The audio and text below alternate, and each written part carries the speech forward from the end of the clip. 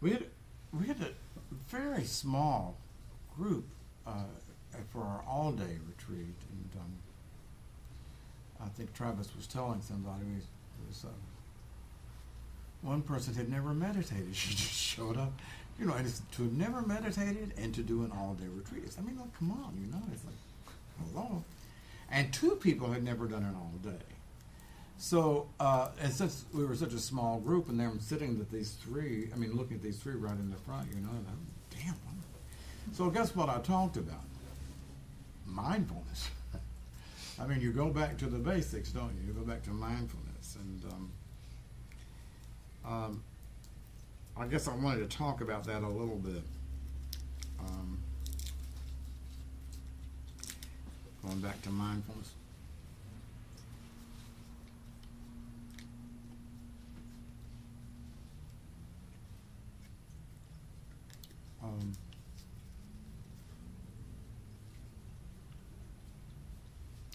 Just before I left for the Forest Refuge, I said, and I think maybe it was the last Dharma talk, I said, when I got back from Byrd this time, I said, we're going to be talking a lot more about emptiness and a lot less about mindfulness. So I think a couple of people didn't like that. Somebody actually told me she found it rather objectionable, said more emptiness and less mindfulness. It reminded me of that. What is that song? We need a whole lot more of Jesus and no less rock and roll. Do you remember that? We need a whole lot more of emptiness and little less. Well, that's probably not true because they're actually, you really can't have one without the other. Not really. You think you can have one without the other one? Good for you. Or are you just sort of agreeing with me because, placating the teacher?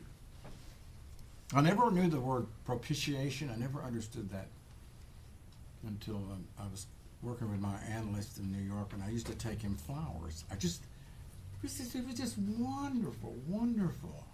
Elderly. He was he was probably the wisest person I ever met, Dr. Whitmore. And the money was, I would take him flowers. Sometimes I would take him fruit, And so at one time he had this thick Viennese accent, He said, I think what you're doing is propitiation. I said, I beg your pardon. Never heard that word before. I said, propitiate? So of course I asked him what it meant, and of course he said, look it up. He never defined anything, so I looked it up. So that would be placating, would be close to propitiating. So,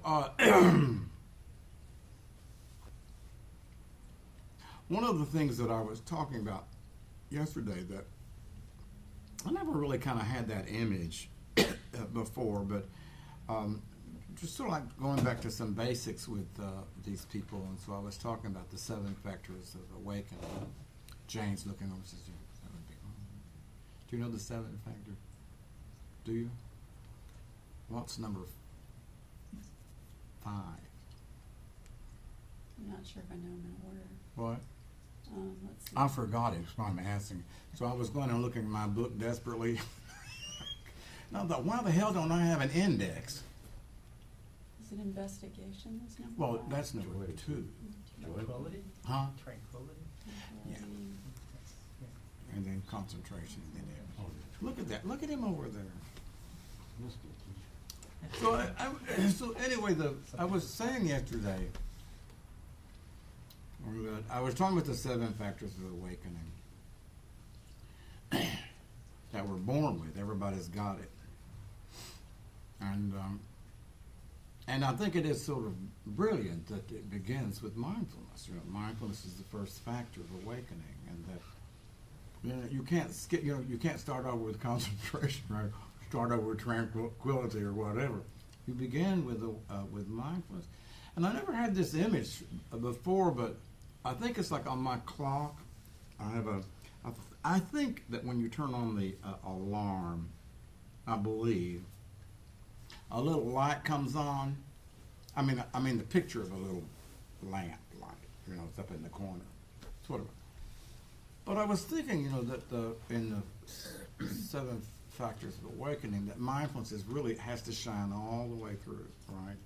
I mean, it doesn't stop with investigation. Mindfulness, investigation, energy, joy, rapture. Can't stop, because if it does, then you go off into another, on some other track, which can be fine, but it's like it shines all the way through to equanimity.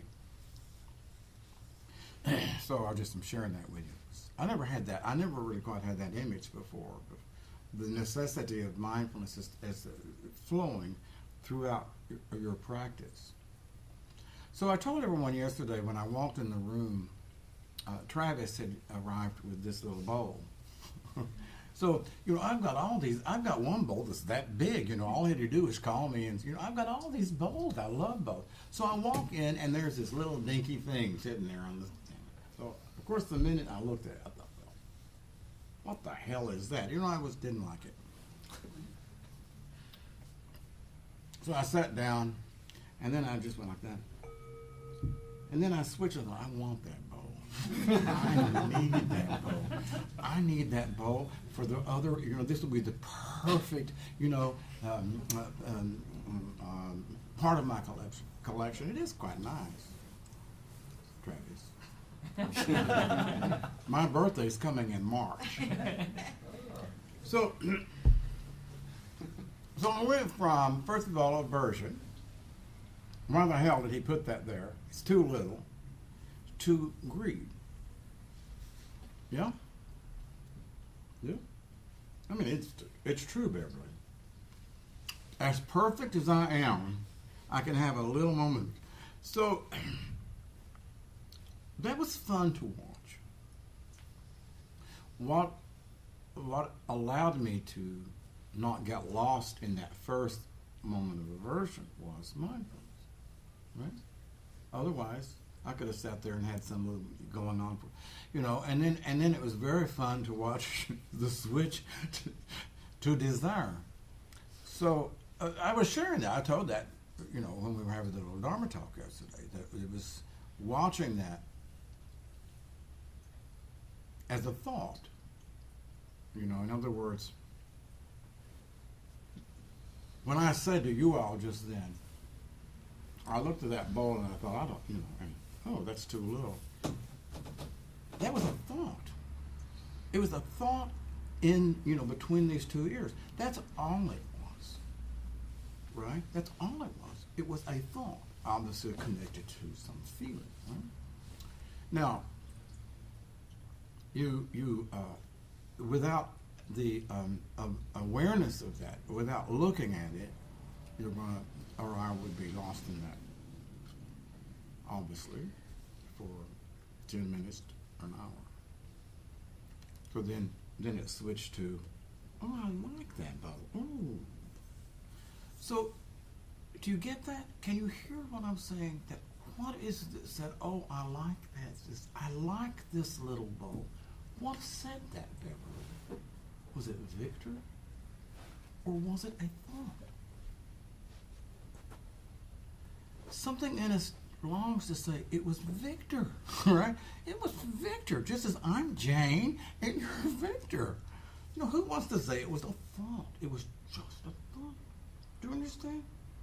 I mean, if you attach the idea of a self onto a thought, we're all on the road to hell. We just are, or whatever you want to call it.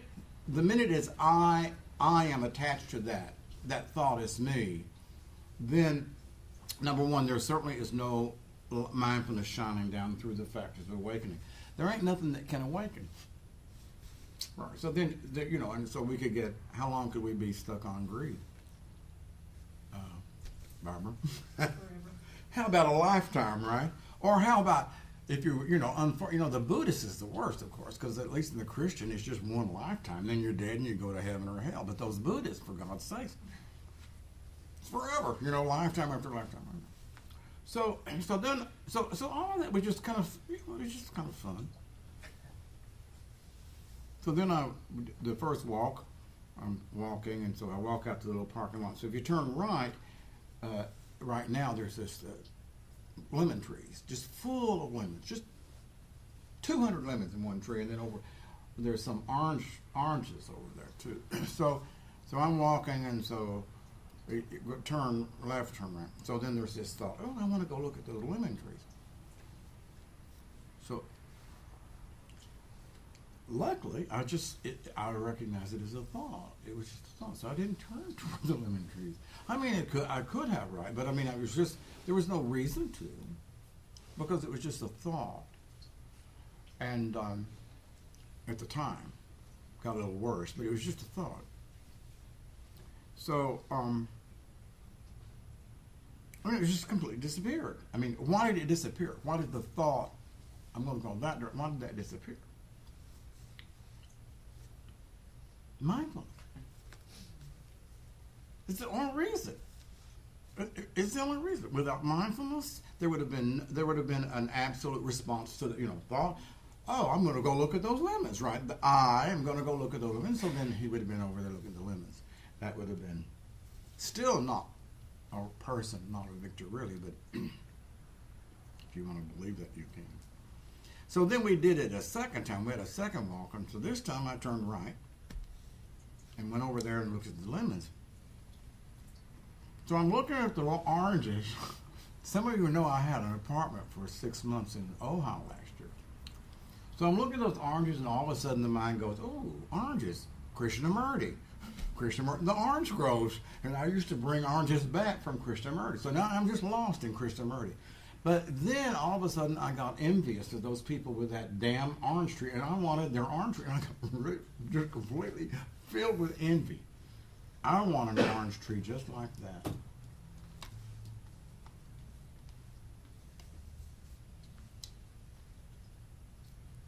Was that Victor? Was that Victor? Or was that just a thought and desire? You want to say it was Victor, right? Because that way you can be Andrea. Right? Because if you really see, if you let go of that idea that there's no real entity inside it's just thought, then it's kind of difficult, because then you have to, then it comes home to you too, that what is the difference in, how to say this, the thoughts that come into the mind and me. What is me and what is a thought? What's the difference? What is the difference? Is there a difference? You've heard me say this many times. William James, it was just brilliant. I just loved it. He said, the passing thought is itself the thinker.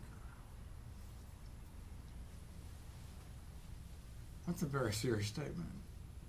The passing thought is itself the thinker. Right? What? No, it's Jane.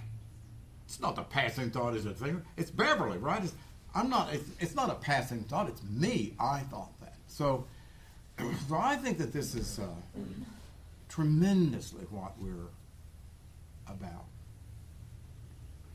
So at the end of yesterday, this very nice person, she had asked 2 or 3 questions that I didn't have the answer for. So then she says, this is the very end. She says, well, she said, so are you saying? So she said, is it like if you're non-attached to the thought, then you see that it's just a thought? And really, I said, okay. It's a very good question, right? If you're non-attached to the thought, is that the way you can see that it's just a thought? And I had a difficult time with that. And so I didn't, I kind of stumbled around as I do. As I do. And I finally kind of said, well, yes, but it didn't feel right to me. And had she been, maybe we'd been sitting together or working together, I might have asked her, well, who is that's not attached to the thought? That's what I would have wanted to ask. Because that would be, if you're not attached, if you, Beverly, Janine, you, Travis, if you're not attached to the thought, is that how you see the thought? so it's a conundrum, right? Because we relentlessly come back to, well, there's a you, a me, right? So I see that as a thought, so therefore I release it. Well, see what you've just done? You've just reified it again, right? We've just gone back down to the road. The one of the most brilliant statements, I've read this, I read it in our dependent origination course, by Garfield, is our innate tendency to reify, right, is the root of ignorance. I mean, you could just say that, in other words, our innate tendency to make a self here and there. So in other words, it's just not so simple to even say, well, so if you're not attached to the thought, then can you see it as just a thought? It's not that simple. Do you understand? I mean, it's like, I want to say, yeah, that's the answer, but it's not so simple. So when I was driving home last night, I remembered what Krishnamurti said. Now, you see, the reason I remembered Krishnamurti because I was over there with his orange groves, fantasizing having an orange grove. So he said this remarkable thing. It's a remarkable sentence. I've never, ever heard it before. I've never heard anyone. I've read quite a bit of Buddha's teachings. Not that, but I never heard anyone say this. And you all have heard me say it before, so I don't need to repeat it.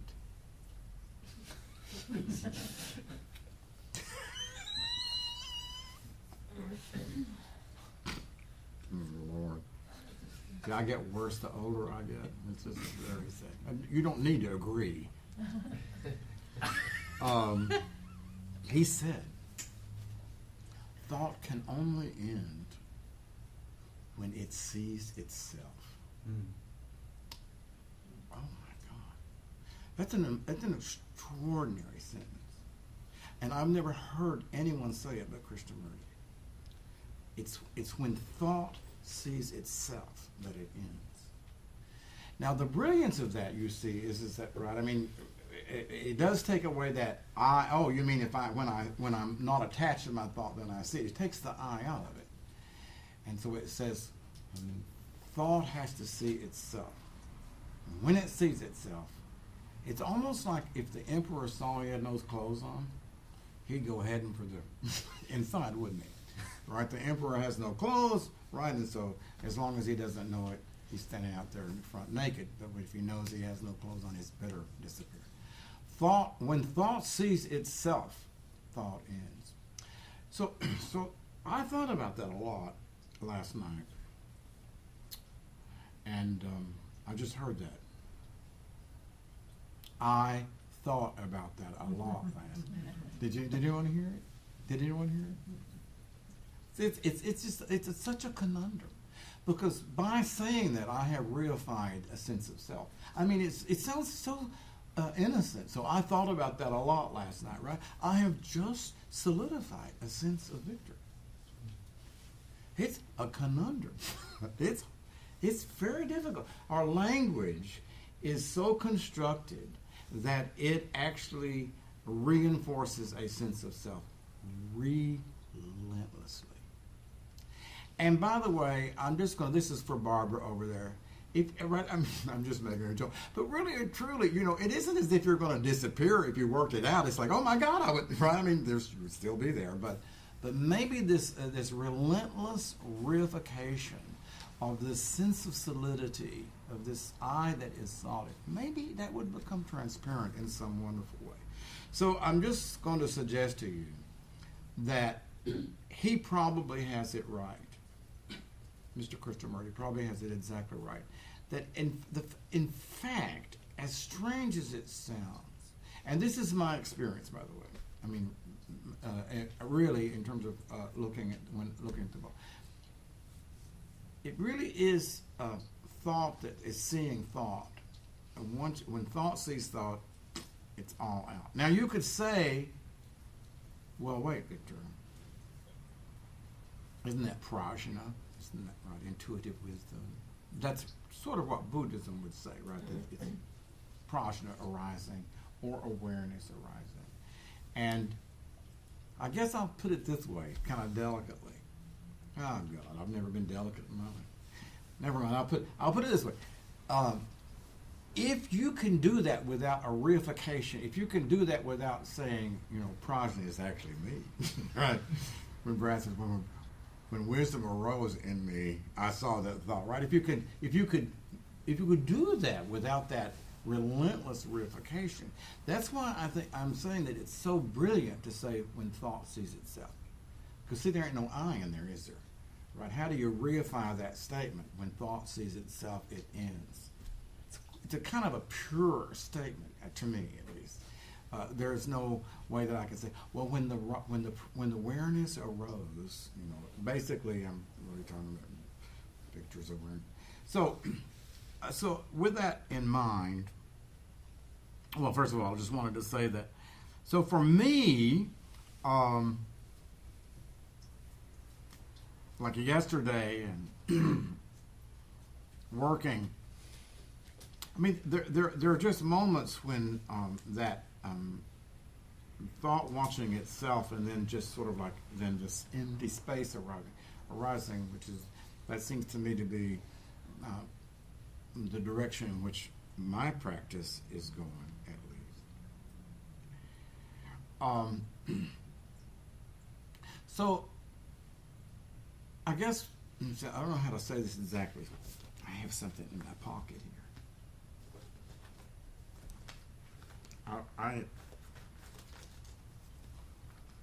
If emptiness is sunyata, if emptiness is, or anatta, what the Buddha taught is no self. He didn't say you aren't over there in your body. He just said there's no personality over there in the body. If emptiness is our nature, then it is when emptiness manifests through thought, that's when thought sees itself and it disappears. In other words, that it comes through practice. Was that just confusing? Did that make no sense at all?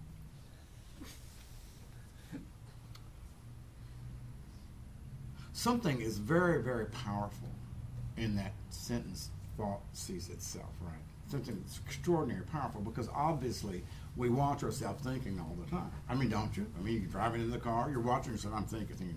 It doesn't mean it ends. It doesn't vanish. It doesn't just disappear. Something obviously very powerful has happened for thought to see itself and to then to disappear temporarily, at least. So I guess what I'm just simply saying, is that it does, to me, it is that is emptiness. Didn't help me. Yeah. It's emptiness. It's just, in other words, it's empty. Let's put it this way. I mean, the bowl is there's I've done this a million times, right? This bowl is empty.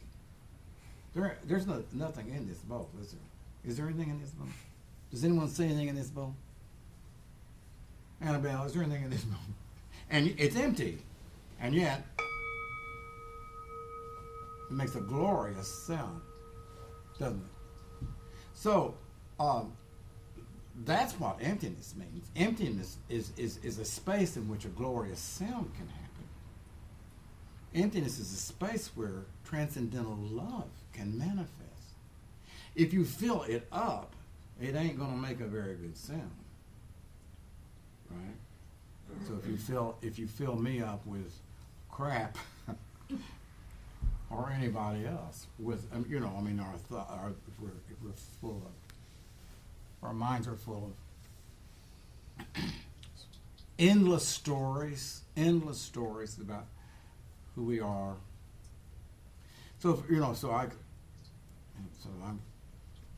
I'm a certain age, I'm a certain sex, male, I'm from a certain place. I mean, all of those stories that are just the memories. If you're filled up with that, then obviously that's not a space of emptiness. But so the container, what we really are, right? I mean, again, ideally, is we're the bowl. That's what we really are. That's what everyone is. That's what you are. You're the bowl. And but something has happened since we were little that we got very scared of being empty. Very scary to be empty. So we started filling it up at a very early age.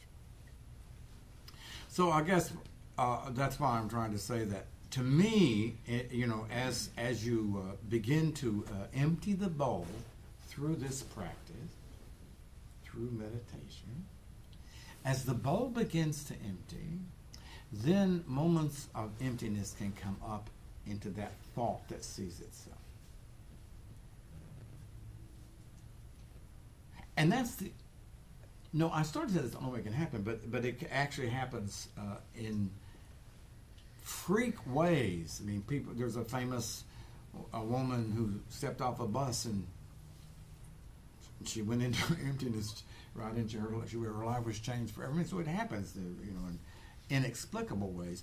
But I'm just simply saying again, as the container that you are, if it empties through your practice, so that you suddenly, more, and it is a process. That's what the Buddha called it's a gradual process.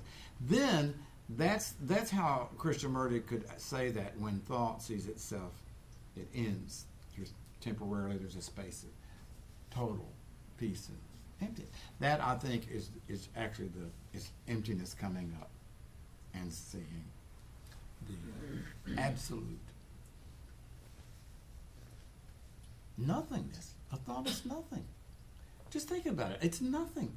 What's a thought made of? It can lead you to, Hitler had a thought and killed 10 million people. Really?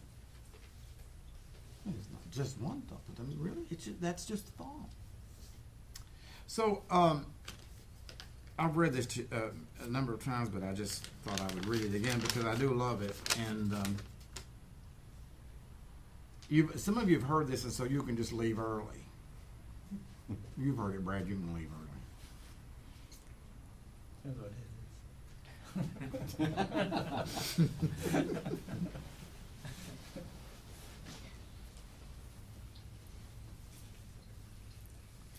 This is an old Chinese. This is a Taoist master. Tuntu. If a man is crossing a river, has anyone heard this before? Have you heard this, Jane? I don't think so. Maybe you have. If a man is crossing a river and an empty boat collides with his own skiff, even though he be a bad-tempered man, he will not become very angry. If he sees a boat coming towards him, he won't get terribly angry with it, right? Wouldn't. But if he sees a man in the boat, he will shout at him to steer clear. If the shout is not heard, he will shout again, and yet again, and begin cursing. Right. We know it all too well. I do. And all because there is somebody in the boat. Yet, if the boat were empty, he would not be shouting, he would not be angry, he wouldn't be cursing. I mean, you wouldn't be cursing at a boat coming towards your boat. Even if you thought it was going to bump into you, you might be, a little pissed off, but you wouldn't be cursing. He says, if you can empty your own boat crossing the river of the world, no one will oppose you. No one will seek to harm you. Very good. So, it's really even more subtle than it sounds, because it doesn't mean that if you could empty your boat,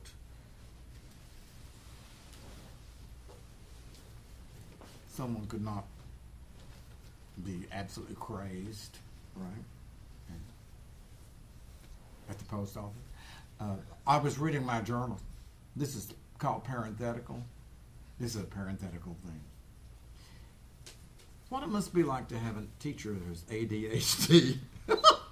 So I was reading my journal back to 1983. So I said, I had gone to a grocery store for Pepsi. It was like midnight, and I was dying for Pepsi. I went to a grocery store, and so I'm writing my journal. A man came in with a sawed-off shotgun, and he hit the cashier, his little Chinese guy, and he hit him in the side of the face. He said, "Everybody down." I mean, it didn't take us a second to hit the floor. I mean, it didn't take us a second. Everybody down. He got my wallet.